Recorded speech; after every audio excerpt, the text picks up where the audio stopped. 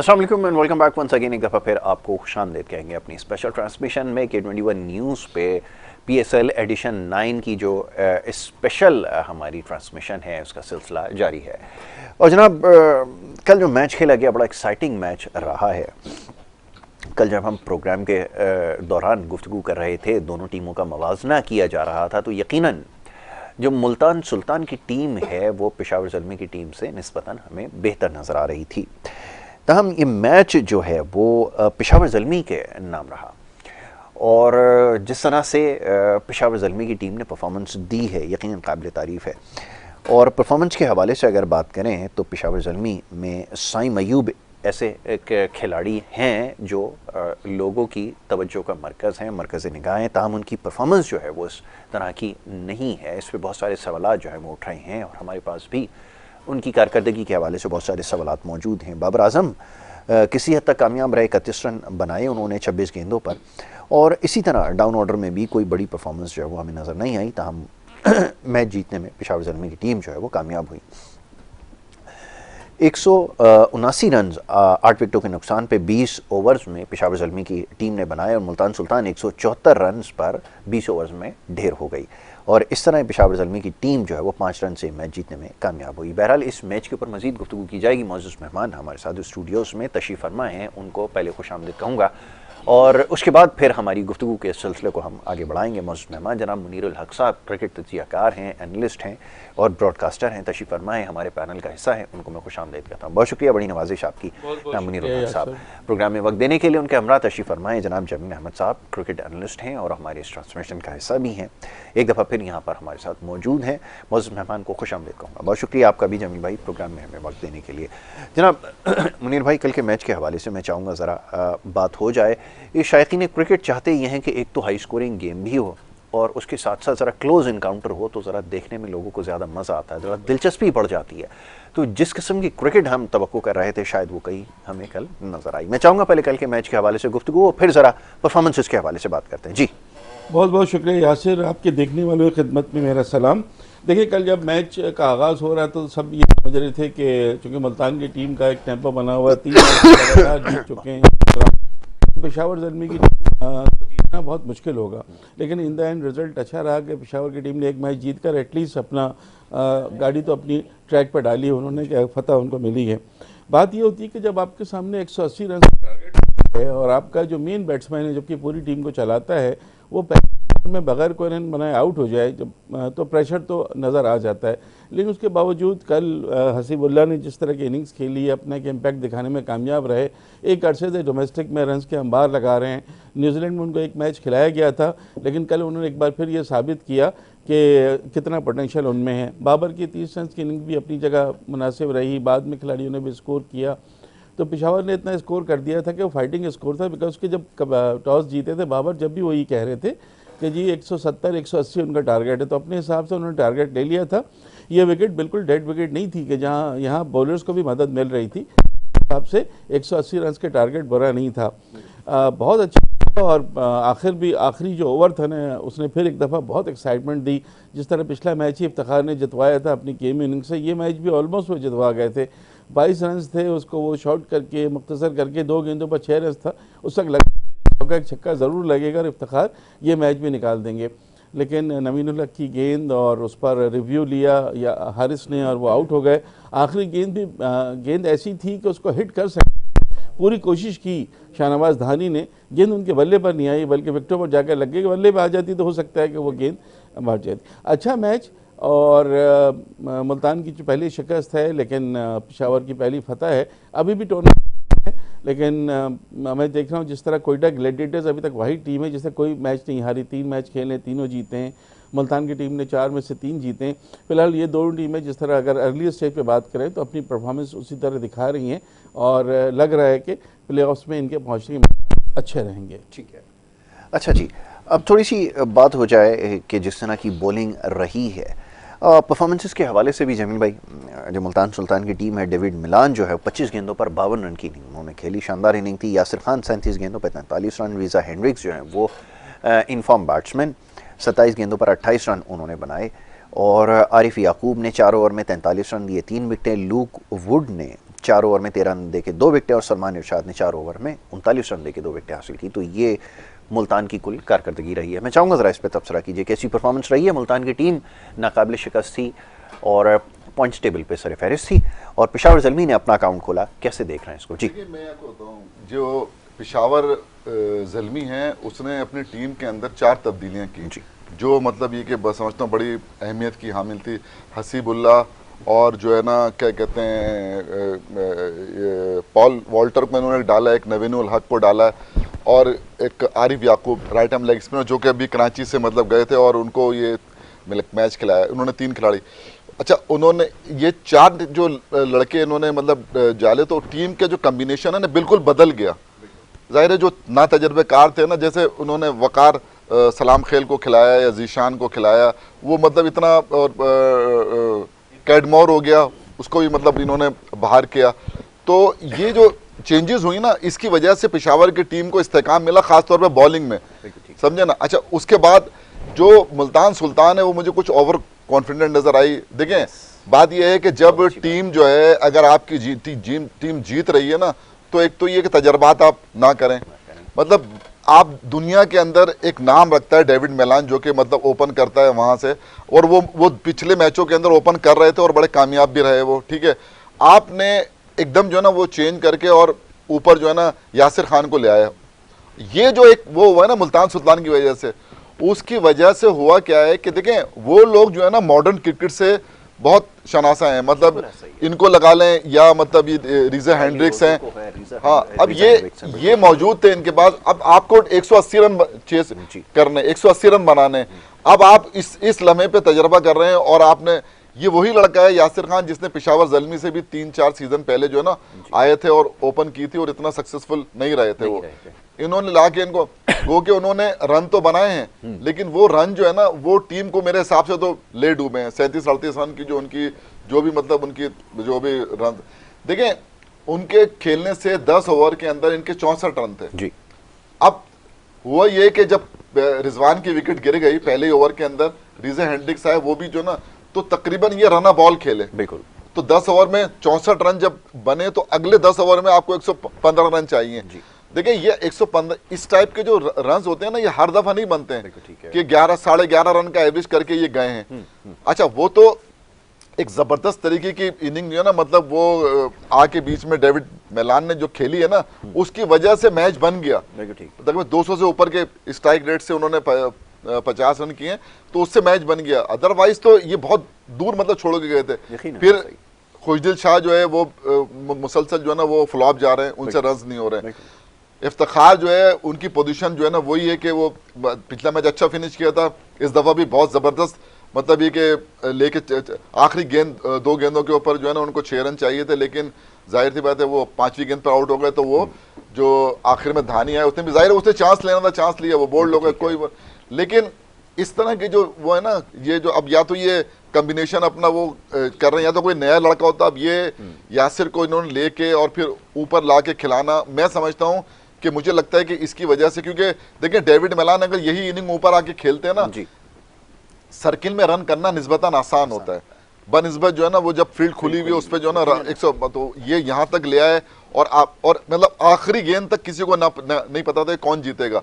अगर छक्का लग जाता तो मुल्तान सुल्तान जीत जाता और मतलब वो आउट हो गए तो पेशावर ज़ल्मी, लेकिन चलें पेशावर ज़ल्मी ने भी जीत का मजा चख लिया। बिल्कुल ठीक है, ये आपने बिल्कुल दुरुस्त कहा कि पेशावर ज़ल्मी की टीम ने अपना खाता खोल लिया और जीत का मजा भी चख लिया। अब जैसे जैसे आगे की तरफ पेशकदमी होगी उस तरह मुकाबला सख्त होता जाएगा और गलती की गुंजाइश नहीं होगी। ये गलती की जिसकी निशानदेही की गई है, अब ये तजर्बात का शायद वक्त नहीं है और जिसका विनिंग कॉम्बिनेशन बन जाए वो उसको कैरी करे ज़्यादा मुनासिब है। मैं चाहूँगा ज़रा आज के जो मैच है उसकी तरफ आ जाएं, क्योंकि जो PSL के चाहने वाले हैं उनके लिए सबसे अहम जो मुकाबला है वो है कराची वर्सेस लाहौर का। अब लाहौर कलंदर्स और कराची की टीमें आज आमने सामने हैं। जितने ज़्यादा मैसेजेस हैं मेरे ख्याल में हमारे पास वक्त शायद कम पड़ जाए, इसलिए मैं चाहूँगा कि अगर उसकी तरफ हम आ जाएं तो दोनों टीमों का ज़रा मवाजना कर लिया जाए तो ज़्यादा बेहतर है। जी मुनीर भाई फरमाइए। देखिए यासर, 2 बड़े शहर इनके दरमियान जो राइवलरी है आप सबको पता है, it's a great rivalry between Lahore and Karachi. और जो इत्तेफाक की बात है वो ये कि दोनों टीमों का आगाज़ इतना अच्छा नहीं है इस PSL 9 में। लाहौर की टीम तो खैर बहुत ही बुरा खेल रही है कि उसके तमाम जो है वो मैचेस वो हार गई है। कराची ने एक फतह हासिल की, लेकिन कराची की टीम भी बहुत कमज़ोर नज़र आ रही है। फनामी की माजरत चाहूँगा, एक ब्रेकिंग न्यूज़ की तरफ हमें जो है वो इस वक्त जाना होगा और उसके बाद फिर जब हम वापस आएंगे तो जनाब ये सिलसिला जारी रखेंगे। आप देखते रहिए हमारा प्रोग्राम। से आग लगे, यूं ही मैदान सजे, खेल में होने लगे, शोर शराबा होने लगे, मैचों से आग लगे, यूं ही मैदान सजे, मैचों से आग लगे, यूं ही मैदान सजे,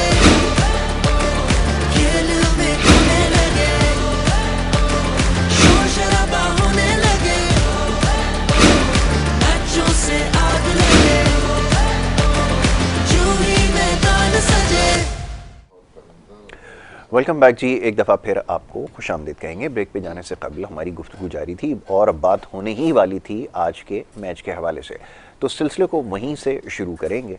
आज लाहौर और कराची की टीमों का मुकाबला है PSL एडिशन 9 में, और ख़बर यह है कि अब से कुछ देर पहले जब टॉस हुआ तो कराची की टीम ने टॉस जीतकर पहले बॉलिंग का फ़ैसला किया है। तो अब ये फ़ैसला कैसा साबित होगा इसके ऊपर अपने मेहमानों से गुफ्तगू की जाएगी।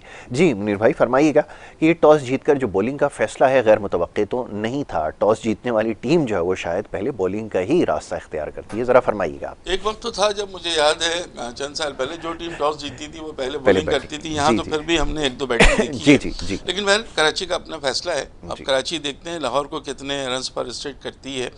कराची की जो बॉलिंग है वो और जो बैटिंग है वो कोई इसमें ऐसा नहीं है कि जिस पे आप बहुत ज़्यादा कोई रिलाई कर सकें। बहरहाल तबरेज़ शमसी भी हैं, मीर हमज़ा भी हैं, हसन अली भी हैं, डेनियल सैम्स भी हैं, तो कितना ये रिस्क कर पाते हैं इनको। फिर शुएब मलिक खुद भी हैं, तो ये देखते हैं कि कितने रन तक रिस्क करते हैं। लेकिन लाहौर का जो मुझे नज़र आ रही है ना, लाहौर की बॉलिंग इस वक्त बहुत ज़्यादा प्रेशर में है। हारिस रऊफ का मैं भी साइड देख रहा था कि 3 मैचेस में 110 रन दिए और 1 विकेट लिए। और अगर आप बॉलर्स की लिस्ट में जाते हैं तो सबसे आखिर में उनका नंबर आता है 1 विकेट के साथ, सबसे नीचे। यानी इकॉनमी उनकी 11 की है और सबसे नीचे में नज़र आ रहे हैं, जो हारिस रऊफ से हम एक्सपेक्ट नहीं कर रहे थे। लेकिन हकीकत है कि जो ODI वर्ल्ड कप इंडिया में हुआ था वहाँ भी सबसे महंगे बॉलर थे। उसके बाद से इनकी परफॉर्मेंस जो है वो डिटोरिएट ही हो रही है। टेस्ट खेलने से मना किया इन्होंने ऑस्ट्रेलिया में, इनके ऊपर प्रेशर डाला गया। फिर अभी उससे शुरू होने से 3 दिन पहले इनका कॉन्ट्रैक्ट टर्मिनेट कर दिया गया। फिर इनकी अपनी भी जो चीज़ नज़र आ रही है, स्पीड ज़्यादा निकाल रहे हैं, ये 9 और लेंथ पे थोड़ा कम देख रहे हैं, तो ये चीज़ तकलीफ दे है अभी लाहौर के लिए। शाहिद अफरीदी भी वैसी फॉर्म में नहीं नज़र नहीं आ रहे जो उनका खासा रही है। जब से इंजरी हुई है उसके बाद से 1-2 मैच में हमें नजर आए, उसके अलावा ज़्यादातर मैचेस में इनके लाइन और लेंथ का प्रॉब्लम रहा है, प्रेशर में नज़र आ रहे हैं। ठीक है। अब कहाँ तक जमान खान संभालते हैं इनको या दीगर बॉलर संभालते हैं ये देखना होगा। बैटिंग में फ़खर जमान का चलना इनके लिए बहुत ज़रूरी होता है। 1-8 मैच में फ़खर जमान अभी तक वो इनिंग्स नहीं खेल पाए जो उनका खासा है, 50 भी नहीं कर सकें। तो देखते हैं कि फ़खर जमान क्या करते हैं। साहबजादा फरहान ने शुरू के 2 मैचेस में बड़ी अच्छी बैटिंग की थी, दोनों में 50 की थी। वेंडर डसन भी पहले मैच में बहुत अच्छा खेले थे। सिकंदर रज़ा भी अच्छा खेलते हैं। जहादात खान इनके पास एक अच्छा पोटेंशियल है ऑलराउंडर का। तो राइवलरी तो बहुत बड़ी है। कराची वाले कराची की सपोर्ट करेंगे, लाहौर वाले लाहौर को सपोर्ट करेंगे, तो फिर दुआ करें जी। दुआ करते हैं जी, बिल्कुल। और अल्हम्दुलिल्लाह हमारे पास कोई ऐसा खिलाड़ी नहीं है जिसके बारे में कहा जा सके कि मैच जो है वो जितवा सके। दूसरी तरफ अगर लाहौर की टीम देखें तो जैसे भी मुनीर भाई ने कहा कि यकीनन दबाव में हैं, और उसकी वजह यह है कि जो बॉलिंग है वो इतनी मुतासर कुन नहीं रही है। अब ज़रा कराची की अगर बॉलिंग की बात करें, तबरेज़ शमसी और यकीनन मीर हमज़ा वगैरह और हसन अली पिछले मैच में अगर देखें तो निस्बतन बेहतर बॉलिंग रही है। तो क्या आप समझते हैं कि जो कम स्कोर है उसके ऊपर महदूद कर पाएंगे विकेट को देखते हुए कि विकेट के ऊपर जो है वो 170-80 रन बन रहे हैं? तो ये ज़रा मैं चाहूँगा ज़रा इसका एक जायज़ा लिया जाए। जी देखिए, ये जो इन्होंने टॉस जीतकर फील्डिंग का फैसला किया ना, तो पिछले मैच इन्होंने बाद में बैटिंग करके ना मतलब चेस किया था और जीता था 156 रन कर।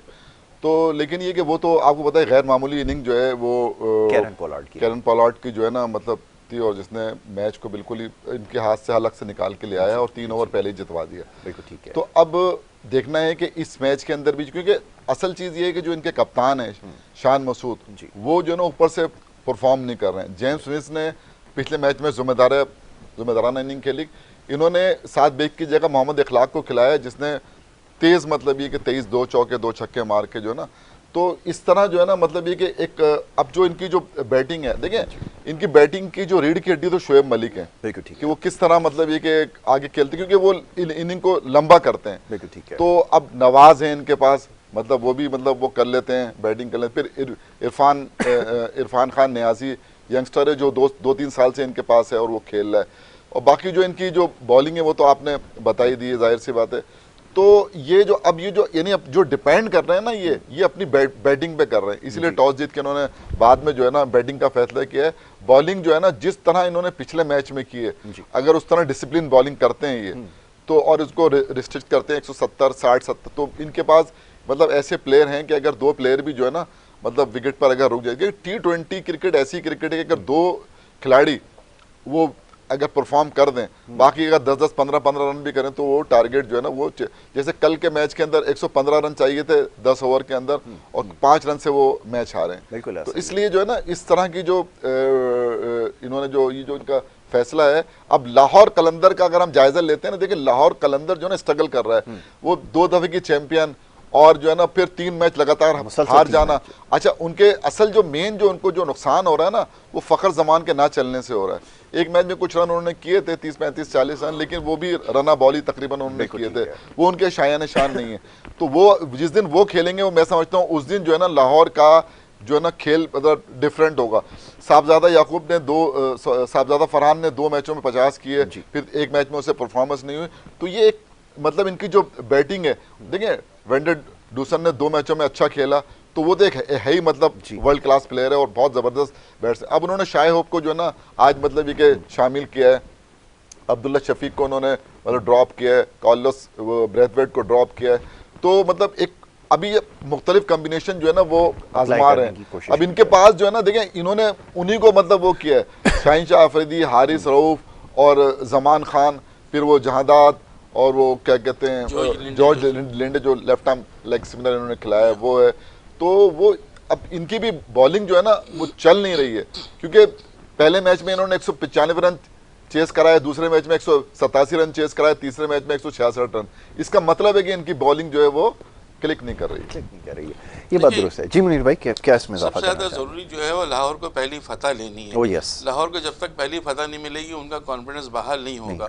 अब कौन लाहौर को फतह दिलवाएगा? बॉलिंग में तो हम देख रहे हैं कि राशिद खान क्या गए, इनकी तो पूरी बॉलिंग इतनी कमज़ोर बॉलिंग, हालांकि वो प्लेयर हैं जो पाकिस्तानी टीम में खेलते हैं। शाहीन अफरीदी, हारिस रऊफ, इवन जमान खान भी T20 में पाकिस्तानी टीम में आ सकते हैं। प्रॉब्लम इनकी ये हो रही है कि एक तो जैसे जमील भाई ने कहा फ़खर नहीं चल रहे हैं, फ़खर को एक अच्छी इनिंग्स खेलनी पड़ेगी। और उसके अलावा अब्दुल्ला शफीक को नहीं खिलाया गया क्योंकि उनसे मिडल ऑर्डर में परफॉर्मेंस हो नहीं रही है, मैं नोट कर रहा था। अच्छा किया उनको रिप्लेस कर दिया है। कार्लोस ब्रेथवेट भी इतना नहीं इम्प्रेस कर सके, उनको भी नहीं खिलाया गया। चेंजेस ज़रूर किए, लेकिन लाहौर को ये सोचना होगा पहली फतह वो किस तरह से हासिल करे कि कम से कम उस फतह की दौड़ में तो आएँ। 6 टीमों में वाहिद टीम नज़र आ रही है जिसका कोई पॉइंट्स नहीं है, पॉइंट के आगे 0 लिखा हुआ है। और डिफेंडिंग चैंपियन का 3 मैचों में पॉइंट्स को 0 का होना बहुत कुछ आईब्रोज को करता है कि आखिर क्या वजह है। और वजह एक नहीं है, वजह बहुत सारी हैं। वजह हारिस रऊफ की डिटोरिएट कारकर्दगी है, वजह शाहीन शाह अफरीदी का उस तरह से नहीं चलना है, वजह उनके बैट्समैनों का भी नहीं चलना है। ठीक है, साहबजादा फरहान और फ़खर जमान जो हैं वो दोनों खेल सकते हैं। साहबजादा फरहान का तो फॉर्म लगा हुआ है, डोमेस्टिक सही वो परफॉर्मेंस कई टूर्नामेंट परफॉर्मेंस दे के वो आए हैं। वेंडर डूसन खड़े होते हैं, खुद भी खेलते हैं, टीम को भी खिलाते हैं, लेकिन आगे जो है वो कैसी परफॉर्मेंस होती है। तो सबसे पहले लाहौर को जो है उस निकलना होगा उस परेशानी से, उस खौफ से कि टीम हमारी जीत नहीं रही। पहली फतह मिलेगी तो फिर ये कुछ आगे बढ़ेंगे, वरना आज उनको पता है ओल्ड राइवलरी है, वैसे ही कराची से एक होता है कि जी उसको भी देखना पड़ता है। तो ये लाहौर के लिए बहुत अहम होगा ये मैच भी, क्योंकि लाहौर के लिए मस्ट विन है अगर उसको आगे बढ़ना है, वरना फिर हमें लगेगा जैसे हम नया एक चैम्पियन बनता देखेंगे। ठीक है जी, मैं एक भी सवाल आपसे करना चाहूँगा कि कराची की टीम ने भी जो पिछली फतह उनको मिली है उसमें कोई खातिर खा खिलाड़ियों की कारकर्दगी नहीं थी। गो के बॉलर्स ने किसी हद तक कह लेते हैं कि जिसमें हसन अली की अच्छी कारकर्दगी थी, मीर हमजा ने अच्छी बॉल की थी, बट बल्लेबाजों को रन्स करना होंगे, और अब क्योंकि जब आप दूसरी दफ़ा बैटिंग करेंगे तो बल्लेबाजों से ही आपने मैच जीतना है। अब यहाँ पर अगर कारकर्दगी का जायज़ा लें तो कप्तान समेत जितने भी बाकी मानदा खिलाड़ी हैं, साद बेग और दीगर जो नाम हैं, उनकी कोई परफॉर्मेंस कोई ऐसी नहीं है काबिल तारीफ़ जिसके ऊपर हम ज़्यादा कुछ कह सकें। आज कितनी ज़िम्मेदारी उनका ऊपर है, और दूसरी बैटिंग करना तो निस्बतन ज़्यादा मुश्किल होता है, क्या वो जो उनसे तवक्को की जा रही है अच्छी बैटिंग की वो पूरी कर सकेंगे? बताइएगा ज़रा। देखिए, जब ये शान मसूद मुल्तान सुल्तान में थे तो वहाँ पर इनकी कारकर्दगी बहुत ज़बरदस्त थी और ओपन जाके इन्होंने मतलब रन्स किए। अब उस तरह की कोई झलक इनकी जो है ना नज़र नहीं आई। उम्मीद करते हैं कि शायद आज के मैच में उनकी ये झलक जो है ना नज़र आए और उनके रन्स जो है वो टीम के काम आए।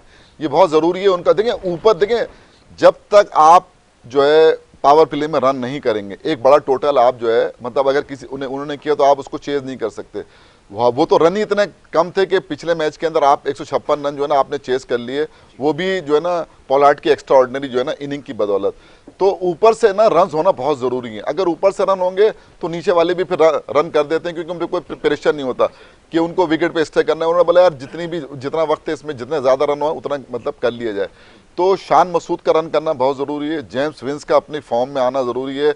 इखलाक जो है, इखलाक को मैं जानता हूँ ये डोमेस्टिक में परफॉर्म करते हैं। देखें जितने लड़कों ने डोमेस्टिक में वो किया ना, सऊद शकील डोमेस्टिक से रगड़ा खाकर आए, साहबजादा फरहान डोमेस्टिक से रगड़ा खाकर आए, वो आमिर जमाल को आप देख लें डोमेस्टिक से रगड़ा। इसी तरह आप अगर खुर्रम शहजाद को देखें तो जो लड़के भी डोमेस्टिक खेलते हैं ना उनकी अलग क्लास होती है, समझे ना। तो मैं हमेशा से कहता हूँ हमारे यहाँ तो जो लड़का नेशनल टीम में चला जाता है वो डोमेस्टिक खेलने छोड़ देता है, समझे ना। इससे हमारे डोमेस्टिक को बहुत नुकसान हो रहा है। तो ये जो कराची किंग है ना, इसके अंदर देखें अभी इरफान खान नियाजी जो लड़का है इसको अभी वो नहीं मिला, मतलब ये भी बहुत अच्छा हार्ड हिटर है और मैंने इसको 2 साल पहले देखा था और इसने 30 रन 25 रन ये जाता था और बीच में हो जाके करता था।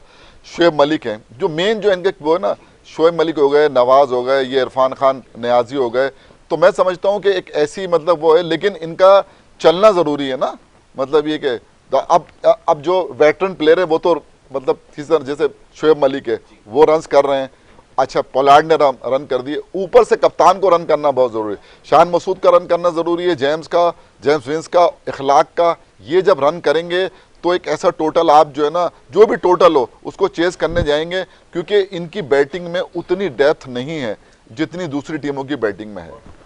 अच्छा तज्जिया आपने किया जी।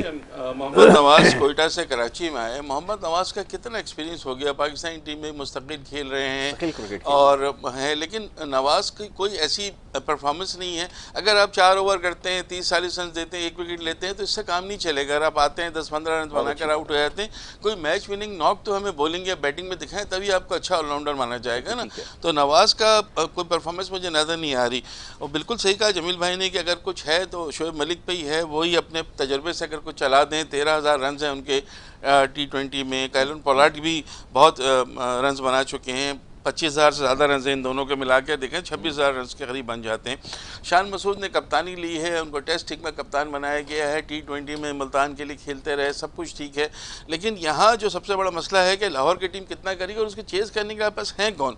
शान Masood, Akhlaq, James Vince, Shoaib Akhtar, Kieron Pollard, Mohammad Nawaz, किसी के ऊपर आप इतना भरोसा नहीं कर सकते जितना आप दूसरी टीमों के किसी प्लेयर पर करते हैं। यार इनके पास ये हैं, वो चल गए तो बहुत अच्छा है, नहीं चले। लेकिन इसका सबसे बेहतर हल ये होगा कि इनको भी अपने बॉलर से रिस्ट्रिक्ट करना पड़ेगा। जिस तरह रिस्ट्रिक्ट करके 155 पे ये 156 रन इन्होंने टारगेट चेज किए थे, तो कहीं अगर लाहौर को उन्होंने 150, 160, 155 तक रिस्ट्रिक्ट किया फिर तो हम उम्मीद लगा सकते हैं। लेकिन लाहौर की तरफ से कोई अच्छी इनिंग्स देखने को मिल गई और वो निकल गया 170, 180 पे, तो फिर कराची के लिए बहुत मुश्किल हो जाएगा। बिल्कुल ठीक है। तो किस दोनों टीमों में से, अच्छा एक और भी बड़े अहम सवाल है जो फिर कभी इंशाल्लाह ज़रूर किया जाएगा, क्योंकि अभी तो ये डिस्कशन जारी रहेगी क्योंकि वक्त यहाँ पे अब मेरे पास महदूद है।